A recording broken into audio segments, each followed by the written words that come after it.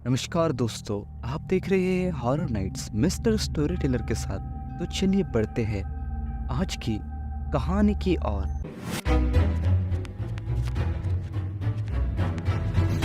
दोस्तों, मेरा नाम श्याम जी है और मैं बिहार के एक छोटे से गांव का निवासी हूँ। बात दरअसल उन दिनों की है जब मेरी राधा यानी कि मेरी पत्नी गर्भावस्था से थी।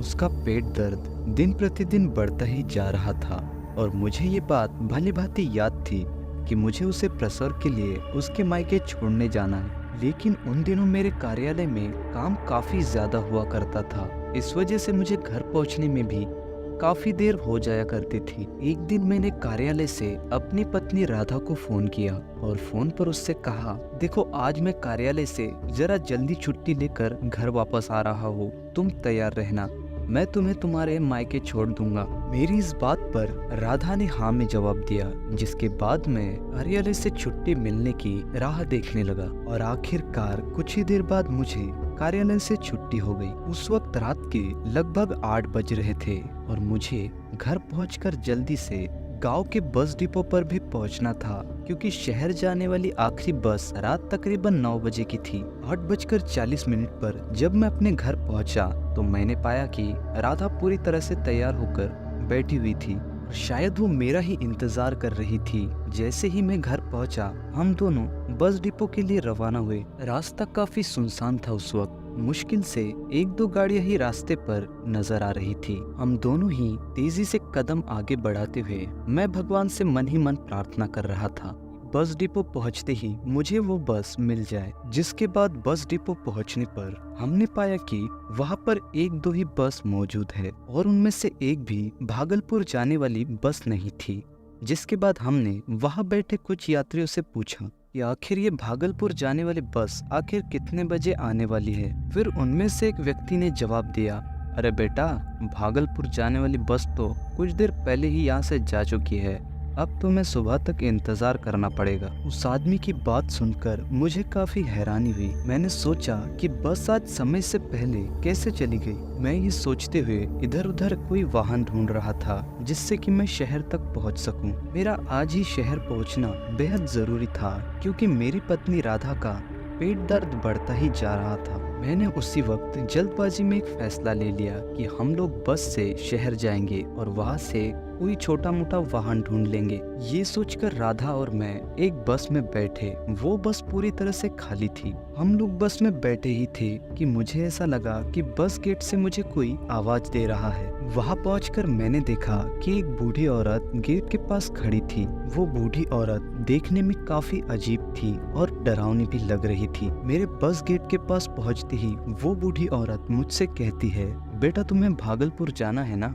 भागलपुर जाने वाली बस रात तकरीबन 10 बजे बस डिपो पर लगने वाली है। इतना कहकर वो बूढ़ी औरत वहां से चली जाती है। मुझे लगा कि शायद ये औरत बस डिपो में कोई कर्मचारी हो सकती है, इसीलिए मैं उस बस से नीचे उतरकर भागलपुर जाने वाली बस की राह देखने लगा। कुछ ही देर में 10 बज चुके थे, लेकिन भागलपुर जाने वाली बस अभी तक बस डिपो पर नहीं आई थी। फिर रात तकरीबन 10:30 बजे एक बस डिपो पर आई, जिस पर भागलपुर का बोर्ड भी लगा हुआ था। बस पर लगा वो बोर्ड पढ़ने के बाद मुझे लगा कि ये बस भागलपुर जाने वाली है। जिसके बाद मैं राधा को लेकर तुरंत उस बस में चढ़ गया। बस में चढ़ते ही मैंने देखा कि बस पूरी तरह से यात्रियों से भरी हुई है। जिसके बाद मैं राधा को लेकर बस की सबसे पीछे वाली सीट पर जाकर बैठ गया और हमारे सीट पर बैठते ही बस वहां से तुरंत आगे बढ़ गई। राधा दर्द से करा रही थी और मैं उसे दिलासा देने में लगा हुआ था। कुछ ही देर बाद राधा की आंख लग गई और वो मेरे कंधे पर सिर रखकर सो गई। देखते ही देखते मेरी भी आंख लग गई और मैं भी बैठे बैठे ही सो गया। कुछ देर बाद जब बस में अचानक से सन्नाटा छा गया तो मेरी और राधा की आंख खुल गई। आंख खुलने पर हमने देखा कि अब बस में कोई भी यात्री नजर नहीं आ रहा है और ये तो हम दोनों के ही लिए काफी अचरज की बात थी कि बस तो कहीं पर रुकी भी नहीं। फिर ये सारे यात्री अचानक से कहाँ गायब हो गए, और यही पूछने के लिए मैं बस कंडक्टर के सीट के पास पहुंचा। लेकिन वहां पहुंचकर मैंने देखा कि वो सीट तो खाली है। अब मेरी समझ में ये नहीं आ रहा था कि बस को ऐसा छोड़कर आखिर बस कंडक्टर कहाँ जा सकता है।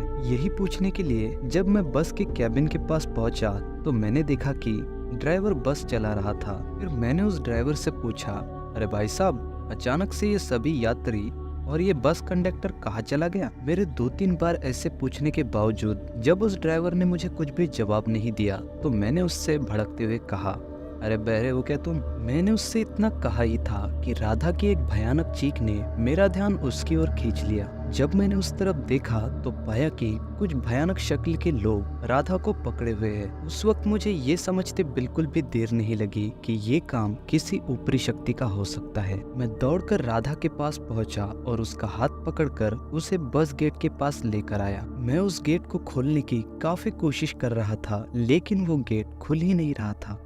तक तो वो बस चला रहा ड्राइवर भी एक भयानक प्रेत का रूप ले चुका था। राधा काफी डर चुकी थी, लेकिन गेट खुल ही नहीं रहा था। लेकिन फिर कुछ देर कोशिश करने के बाद वो गेट खुल गया और उन प्रेतों के डर के मारे हम दोनों बस से नीचे कूद गए। उस वक्त हम कहाँ पर थे ये हमें कुछ भी पता नहीं था। वहीं दूसरी ओर राधा का पेट दर्द बढ़ता ही जा रहा था। फिर मैंने राधा को दिलासा देते हुए कहा, देखो हम एक मुसीबत से बच चुके हैं, तुम्हारे दर्द का निवारण भी जल्द ही हो जाएगा। मैं ढूंढता हुई यही कहीं आसपास किसी अस्पताल को। उस वक्त तो मुझे भी नहीं पता था कि इतने घने जंगल में मुझे कहीं अस्पताल मिल भी जाए, लेकिन राधा को दिलासा देने के लिए मुझे ऐसा कहना पड़ा। फिर जंगल में कुछ दूरी पर मुझे एक रोशनी नजर आई। मुझे ऐसा लगा कि शायद वहाँ पर कोई होगा जो हमारी मदद कर सके। मैंने सोचा कि मुझे वहाँ जाना चाहिए और मैं राधा को लेकर उस ओर निकल गया। वहाँ पहुँचने पर हमने देखा कि वो एक बड़ा सा मकान है और वो मकान किसी पुराने अस्पताल की तरह लग रहा था। वहाँ पर एक कमरे में लाइट जल रही थी। लाइट का जला होना इस बात का सबूत था कि वहाँ पर इंसान रहते हैं। उस कमरे में पहुँचते ही मैंने देखा कि डॉक्टरों के काम आने वाली बहुत सी चीजें वहाँ पर इधर उधर बिखरी पड़ी हुई थी। मैंने राधा को वहाँ पर स्थित एक टेबल पर बैठा दिया और उससे कहा कि तुम यहीं पर रुको, मैं डॉक्टर को ढूंढकर यहीं पर आता हूँ। जिसके बाद मैं उस मकान में डॉक्टर को इधर उधर ढूंढने लगा। डॉक्टर को ढूंढते हुए जब मैं मकान के दूसरी ओर पहुँचा तो मैंने देखा कि वहाँ पर 2 कंपाउंडर खड़े थे। जिसके बाद मैंने उनमें से एक कंपाउंडर से कहा, अरे भाई साहब, आपके डॉक्टर साहब कहाँ हैं? मेरी पत्नी की तबीयत काफी खराब है, कृपया आप उन्हें बुला दीजिए। इस पर उनमें से एक गार्ड कहता है, अरे डॉक्टर साहब तो तुम्हारी पत्नी की ही जांच कर रहे हैं। उस कंपाउंडर को ऐसा कहते देख मैं अचरज में पड़ गया और तुरंत उस कमरे में वापस आ गया। वहां पहुंचते ही मैंने देखा कि एक कंपाउंडर दरवाजे के पास खड़ा है। फिर मैंने उससे पूछा कि डॉक्टर साहब कहाँ पर है? इस पर वो मुझसे कहता है, वो तो रहे तुम्हारी पत्नी की जांच कर रहे हैं। जब मैंने उस तरफ देखा तो पाया कि वाकई में एक डॉक्टर मेरी पत्नी राधा का इलाज कर रहा था। मेरे कुछ कहने से पहले ही वो डॉक्टर मुझसे कहता है, इनका ऑपरेशन करना पड़ेगा वरना इनकी जान को भी खतरा हो सकता है। ये सुनकर मैंने तुरंत ऑपरेशन के लिए हाँ कर दिया। जिसके बाद डॉक्टर कहता है, कंपाउंडर स्ट्रेचर पर महिला को लेकर आओ। राधा के वहां से जाने के बाद मैं सब कुछ ठीक रहे इसकी भगवान से दुआ कर रहा था। मैं बाहर वाले कमरे में टेबल पर बैठा हुआ था कि मैंने देखा जिस कमरे में डॉक्टर राधा को लेकर गए थे उस कमरे से एक कंपाउंडर बाहर निकलता है। मैं ये देखकर हैरान था क्योंकि इस कंपाउंडर को तो मैंने अस्पताल के पीछे वाले हिस्से में देखा था। मुझे शक हुआ कि शायद कुछ न कुछ गलत हो रहा है। जिसके बाद मैं तुरंत उस कमरे में देखने पहुंचा कि आखिर यहाँ पर क्या हो रहा है। वहां पहुंचकर मैंने देखा कि राधा बेहोशी की हालत में बेड पर पड़ी हुई है और वो लोग राधा के अगल बगल एक घेरा बनाकर खड़े हैं और किसी के हाथ में छोटे बच्चे की टांग थी तो किसी के हाथ में कटा हुआ हाथ। ये देखकर मैं काफी ज्यादा डर चुका था कि तभी उनमें से एक अपनी गर्दन मेरी ओर मोड़ देता है। उसका खौफनाक चेहरा देखते ही मैं काफी ज्यादा डर चुका था। लेकिन फिर किसी ने अचानक से मेरे सिर पर वार कर दिया और मैं वहीं पर बेहोश हो गया।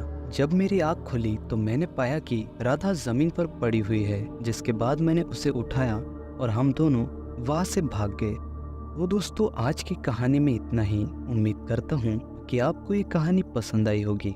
अगर आपको ये कहानी पसंद आई है तो वीडियो को लाइक करें। तो मैं आपका दोस्त मिस्टर स्टोरी टेलर जल्द ही मिलता हूँ आपसे किसी और नई कहानी के साथ। तब तक के लिए बाय।